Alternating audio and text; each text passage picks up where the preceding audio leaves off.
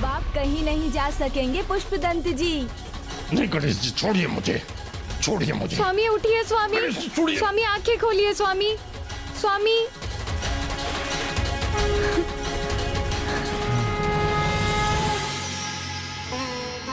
आप ठीक तो है ना स्वामी? मैं यहाँ कैसे पहुँच गया और क्या हो गया था मुझे? चलिए स्वामी, घर चलिए, चलिए। गणेश जी मुझे जाने दीजिए ना। आपने कहा था ना कथा सुनने का कोई प्रभाव नहीं होगा, तो आप मुझे जाने देंगे। यदि कोई प्रभाव नहीं पड़ा तो कहाँ हुआ प्रभाव? प्रभाव तो पड़ा है, आप माने या ना माने। पहले आप सभी को कष्ट देना चाहते थे, किंतु अब तो आपने किसी की सहायता की है। मैंने सहायता की गणेश जी? परिहास कर रहे हैं आप मेरे साथ। वहाँ देखिए पुष्पदंत जी। ये क्या हो गया था मुझे? ये तो पता नहीं पुत्र, किंतु ऐसे लगा जैसे तुम्हारे भीतर कोई प्रेत आ गया था। प्रेत? कैसे? स्वामी, पिशाच हो या प्रेत, उसने तो हमारी सहायता की थी। सहायता? कैसे? इतने दिनों से आप भोजन कहाँ कर रहे थे? आज तो आपने पेट भरकर भोजन किया। आप बहुत जल्दी स्वस्थ हो जाएंगे। भोजन जो करने लगे आप, और सबसे अधिक भला उन दिव्य पंडित का जिन्होंने मुझे वो लड्डू दिया, जिसे खाकर आप फिर सामान्य हो गए। अच्छा, तो वो लड्डू आपने दिया था? महत्वपूर्ण ये नहीं कि लड्डू किसने दिया, महत्वपूर्ण तो ये है कि आपने किसी की सहायता की। एक पिशाच भी भला किसी की सहायता कर सकता है? क्यों मेरे साथ सभी पिशाचों का उपहास कर रहे हैं गणेश जी? मैं पिशाच था, पिशाच हूँ और पिशाच ही रहूंगा। परिवर्तन देखने के लिए दृष्टि चाहिए, जो अभी आपके पास नहीं है, क्योंकि अभी तो भक्तों की कहानियाँ सुनानी आरंभ ही की है मैंने, किंतु जाने अनजाने किसी की सहायता करना, ये तो बहुत अच्छी बात है ना।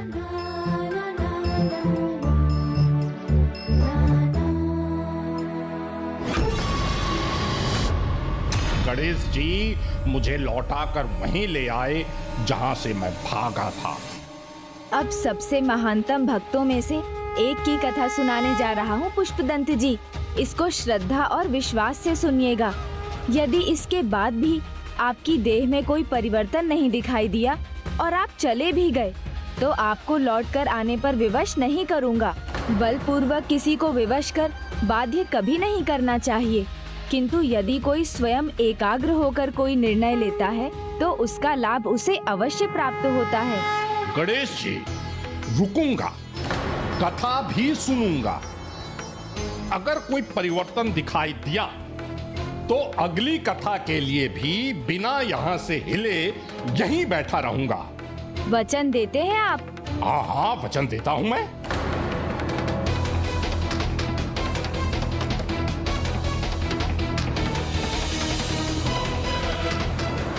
कहिए गणेश जी, किसकी कथा सुनाएंगे? सुनाइए।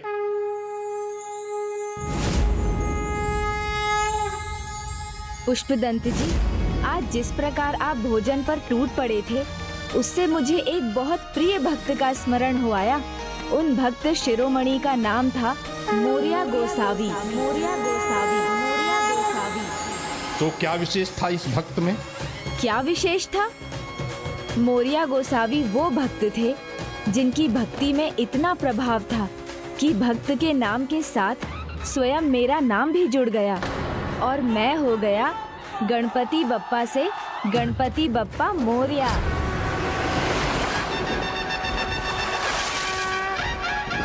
इन भक्त की कथा आरंभ होती है इनके माता पिता वामन भट्ट और पार्वती बाई से, जो जम्बू द्वीप के दक्षिणी भूभाग के वासी थे। दोनों के मन में पुत्र की कामना थी।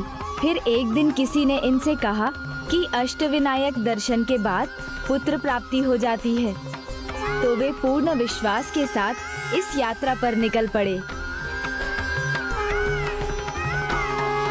उनकी यात्रा के बाद उनका प्रभु में विश्वास और भक्ति इतना बढ़ गया कि उन्होंने अष्टविनायक मंदिर के निकट रहने का ही निर्णय ले लिया।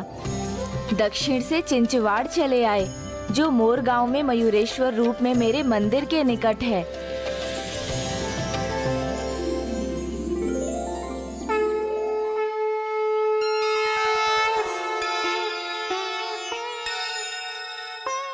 वामन भट्ट नियमित रूप से मोरेश्वर मंदिर आते थे।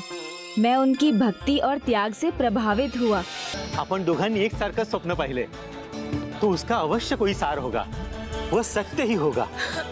आपल्याला मुलगा होईल, वो हमारे ही तरह गणेश भक्त होगा।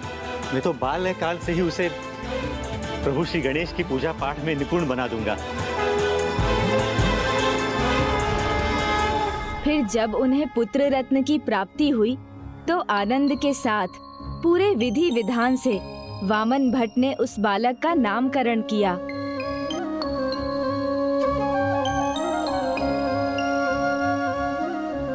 कुंडली के अनुसार बालक का नाम अक्षर म है। ये तो बहुत अच्छा है पंडित जी। हमारा पुत्र हमें मोरेश्वर की कृपा से मोर गांव में प्राप्त हुआ है, वो स्थान जहां पे मयूर निवास करते हैं। इसलिए मैं अपने पुत्र का नाम रखना चाहता हूं मोरया। मोरया। समय बीता, शिशु मोरिया बालक बन गया। वामन भट्ट उतावले थे उसे सत्य करने में जो मैंने उन्हें स्वप्न में कहा था, तो वो बचपन से ही मोरिया को मेरी पूजा सिखाना चाहते थे। किंतु मोरिया तो अभी बालक ही था ना, चंचल और नटखट।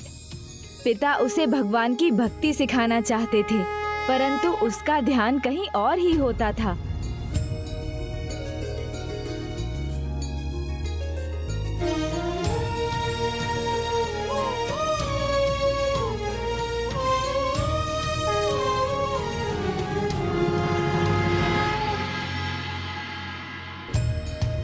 वेदों में षोडशोपचार की जो विधि बताई गई है त्यानुसार प्रभूची उपासना केली जाते।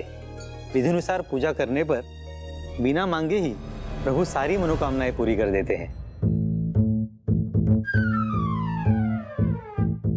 तो मैं प्रभु से जो मांगूंगा वो मुझे मिलेगा बाबा? हाँ पुत्र, सच्ची भक्ति से तुम प्रभु से जो भी मांगोगे वो सब मिल जाता है।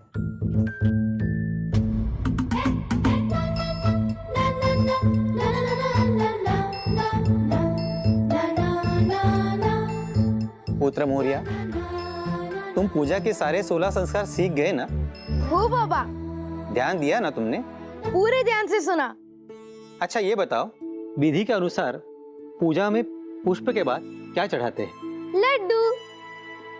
और जल के बाद? मेवा। और इत्र के बाद? मोदक। तुम्हें पाठ में नहीं प्रसाद में रुचि है। बाबा अम्मी काय करूं? सामने खाना हो तो मैं सब भूल जाता हूँ। आई। अहो, आई। आई। छोड़ दीजिए उसे, जाऊ दिया ना। आई, पूजा तो हो गई, आता मैं प्रसाद खाऊं? नहीं। अहो, भूखा होगा वो, त्याला खाऊ द्या ना।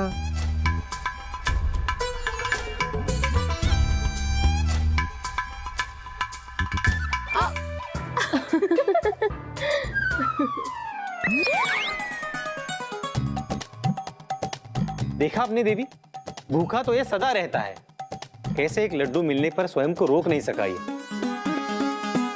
प्रभु गणेश जी ने स्वप्न में कहा था कि ये उनका भक्त बनेगा, किंतु ये तो केवल मिष्ठान्नों की ही भक्ति करता है। बाबा नहीं, ये सत्य नहीं, मिष्ठान ही नहीं, मैं भोजन की सारी सामग्री खाता हूँ। दूध, दही, मक्खन, फल, मिष्ठान ही नहीं, मैं सबकी भक्ति करता हूँ।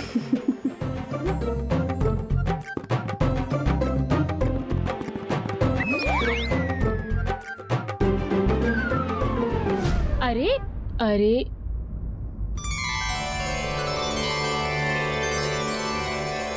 प्रभु, मैं इसे लेकर बहुत चिंतित हूँ। अहो, आप चिंता मत कीजिए, गणेश जी स्वयं करेंगे उसका मार्गदर्शन। इधर दो इधर दो इधर दो मुझे दो गेंद मेरी ओर फेंको। इधर मुझे दो ना मुझे दो मुझे दो इधर दो गेंद मेरी ओर इधर मुझे दो दो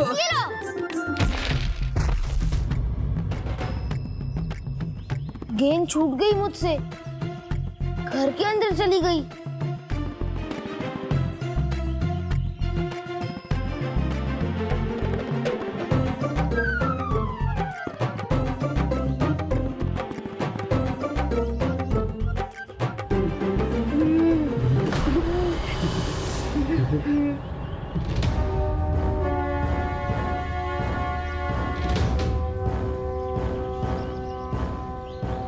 ध्यान से खेला करो, गेंद इधर नहीं आनी चाहिए। उचित है। मेरी नारियल बड़ी बिगड़ जाती तो? ये लो, अगली बार गेंद नहीं लौटाऊंगी मैं।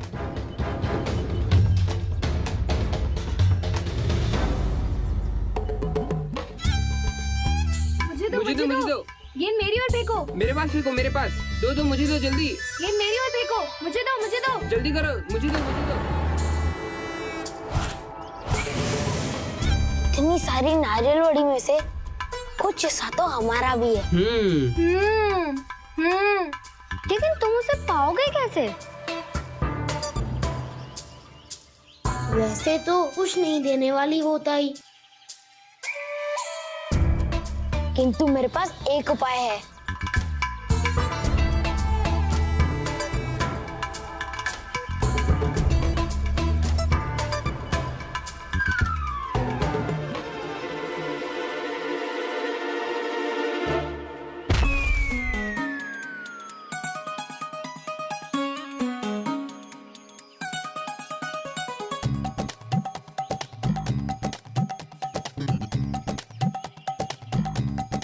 मैंने कहा था ना गेंद इधर नहीं आनी चाहिए। मेरी नारियल बड़ी बिगड़ जाती तो? अगली बार गेंद इधर आई तो लौटाऊंगी नहीं।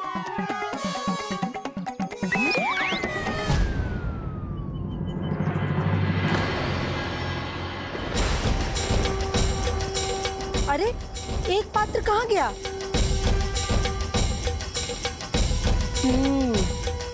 अब समझी, इसीलिए गेंद यहाँ फेंकी थी इन दुष्टों ने। हाँ, अभी बताती हूँ।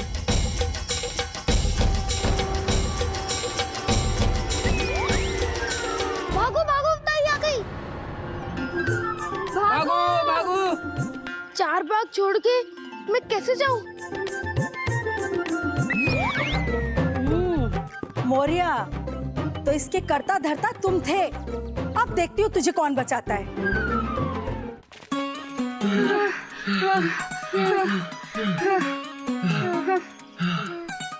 अब मक्खन खाने का मन कर रहा है।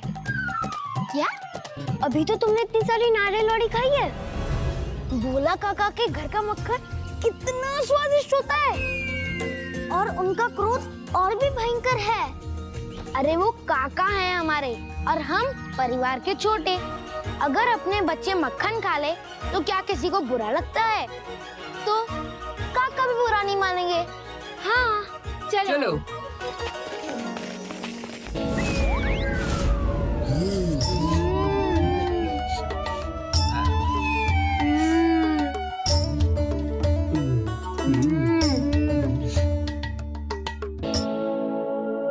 स्वादिष्ट।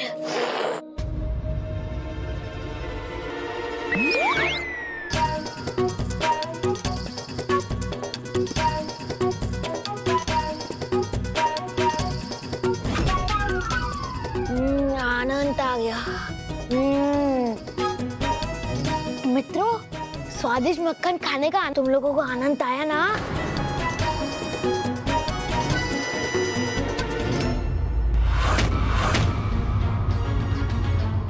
आनंद तो तुम्हें तब आएगा जब तुम्हारे बाबा को ये पता चलेगा तुम ये क्या कर रहे हो। चलो मेरे साथ, चलो। आज तो तुम्हें देख ही लेता हूँ। आज तुम्हारा पूरा मक्खन बाहर निकाल। बहुत ही चाहिए। मेरे घर का सब सारा मक्खन खा गया। सारा फल। हाँ, अरे मेरे घर का भी सब फल खा गया। अभी तक हम शिकायत नहीं करते थे, और अब तो करना पड़ेगा। हाँ, सुनता ही नहीं है। आपका पुत्र 1.25 सेर नारियल की बड़ी चुरा के खा गया। ताई, मैं तो आपका पुत्र हूँ ना, हमारे घर से तो मक्खन चटकर जाता ही है मोरिया। और मेरे घर से वृक्ष के सारे बेर तोड़ के ले जाता है। और मेरे घर से गुड़ और तिल के सारे लड्डू ले जाता है। और मंदिर से प्रभु को चढ़ाया प्रसाद कहाँ छूमंतर हो जाता है, ये पता है आपको? सब इस मोरिया के पेट में जाता है। आज तो सब एक साथ ही आ गए, अब कैसे बचूं? आप सभी तो मेरे परिवार ही हैं और मुझसे बड़े भी। तो अब आप ही बताइए, क्या ताई के घर से भोजन उठाना गलत है?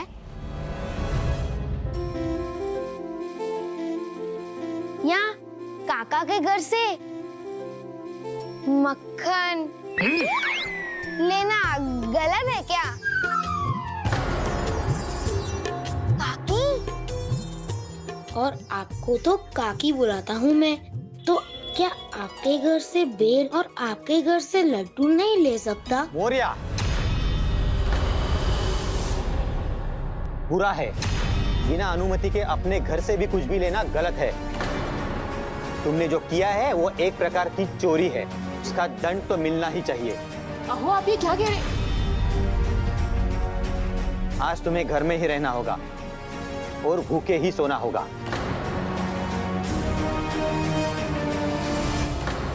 अभी तो उसे बस दंड मिला था, उसे ये कहाँ ज्ञात था कि ये दंड उसका जीवन बदलने वाला है। क्यों गणेश जी, उसके जीवन में ऐसा क्या होने वाला था? ये उसके जीवन की सबसे कठोर संध्या थी। मोरिया को भोजन से दूर रहना था, और जिसे भोजन प्रिय हो उसे भोजन से दूर रखना कितना कठिन है, ये मैं भली भांति जानता हूँ।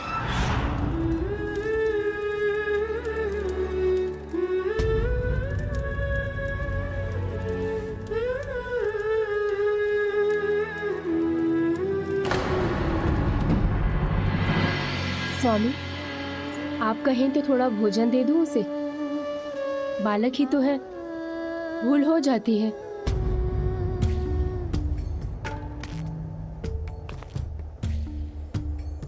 उसे भूखा रखने में मुझे कोई सुख नहीं है, लेकिन उसने चोरी की है और ये गलत है। और अगर आज उससे कड़ाई नहीं की गई तो और बिगड़ जाएगा। उचित है, फिर मैं उसके प्रिय पकवान आज ही बना देती हूँ, जिससे कल वो जितना चाहे उतना खा सके। अब माँ का मन कहाँ मानता है, मैं आपको रोकूं भी तो कैसे? ठीक है स्वामी। किंतु प्रिय, आज नहीं, और रात्रि में रसोई में ताला लगा देना, अन्यथा घर से ही चोरी ना कर ले। ठीक है स्वामी।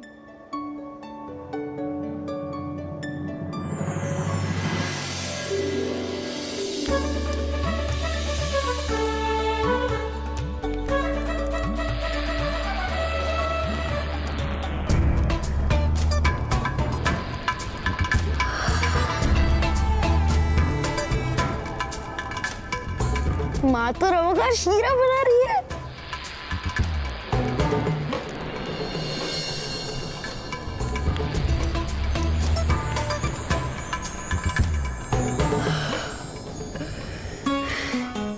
अब गुड़ पोली बन रही है।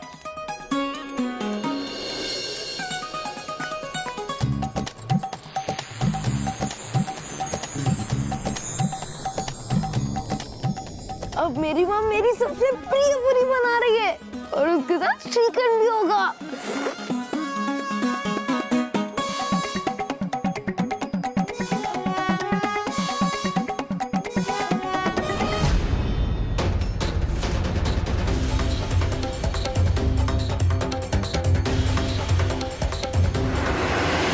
बच्चों का मन सरल होता है, वो बालपन में उचित और अनुचित का भेद नहीं कर पाते, किंतु उन्हें अनुशासित करना माता पिता का कर्तव्य है। For more updates, subscribe to our channel, click the show links and enjoy watching the videos.